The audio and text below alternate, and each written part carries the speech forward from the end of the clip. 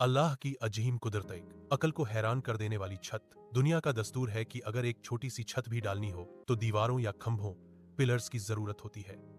मगर जरा सर उठाकर उस नीले आसमान को देखिए, हजारों लाखों मील तक फैला हुआ।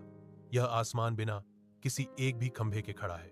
सुभान अल्लाह। कुरान ए पाक में अल्लाह ताला खुद फरमाता है, अल्लाह वही है जिसने आसमानों को बुलंद किया बिना ऐसे खंभों के जिन्हें तुम देख सको। सूरह अर-रद 2। दुनिया की कोई भी इमारत पुरानी हो जाए तो उसमें दरारें, क्रैक्स आ जाती हैं, मगर हजारों सालों से यह आसमान तान कर खड़ा है। न इसका रंग फीका पड़ता है, न इसमें कहीं कोई टूट फूट होती है। माशाअल्लाह, यह अल्लाह की कुदरत की वो कारीगरी है जिसे देखकर दुनिया का बड़े से बड़ा इंजीनियर भी सजदे में गिर जाए। जरा सोचिए, अगर इस आसमान का एक भी खंभा होता और वह गिर जाता तो पूरी कायनात, यूनिवर्स एक पल में तबाह हो जाती। कोई इंसान जिंदा न बचता, कोई शहर न रहता।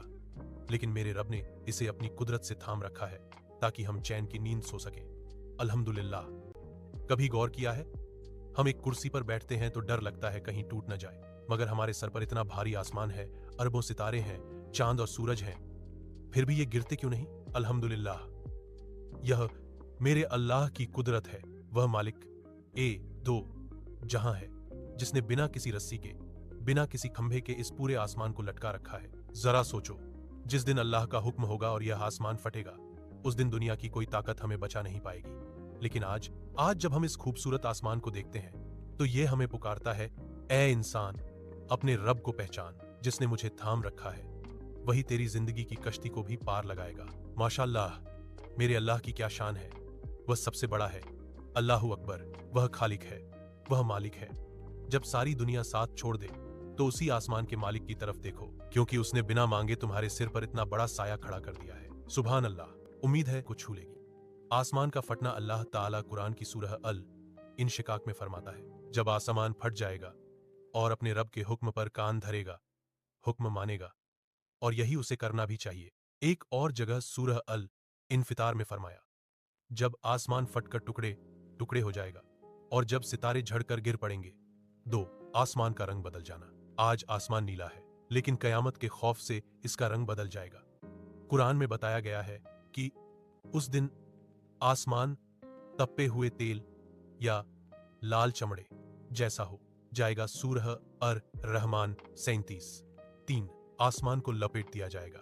हदीस और कुरान की रोशनी में बताया गया है कि अल्लाह ताला कयामत के दिन आसमानों को अपने हाथ में ऐसे लपेट लेगा जैसे कोई इंसान कागज के पन्ने या रजिस्टर को लपेट देता है। अल्हम्दुलिल्लाह, कितनी अजीम ताकत है मेरे रब की। दोस्तों, आज हम जिस आसमान को देखते हैं वह बहुत मजबूत और खूबसूरत लगता है, लेकिन याद करो उस दिन को जब सूर, ट्रम्पेट फूंका जाएगा, अल्लाहू अकबर, वह मंजर कैसा होगा।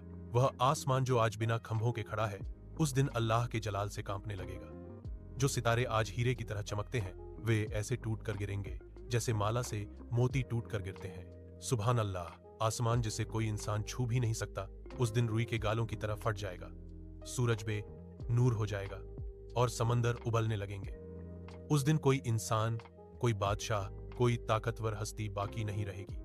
सिर्फ और सिर्फ मेरे रब की ज़ात बाकी रहेगी। मेरे प्यारे भाई, जब यह मजबूत आसमान अल्लाह के डर से फट सकता है, तो हम और आप क्या चीज हैं।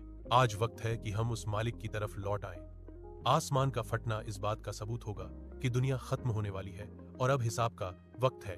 माशाअल्लाह, अल्लाह हमें उस दिन की रुसवाई से बचाए और हमारे ईमान को उस दिन तक मजबूत रखे जब तक हम उससे न मिल जाएं। अल्हम्दुलिल्लाह रब्बिल आलमीन। कुरान के मुताबिक कयामत के बाद एक नया आसमान और नई जमीन बनाई जाएगी। सूरह इब्राहिम 48। वह मैदान ए महशर होगा जहां सबका इंसाफ होगा। पुराना आसमान अपनी ड्यूटी पूरी करके खत्म हो जाएगा। सुभान अल्लाह।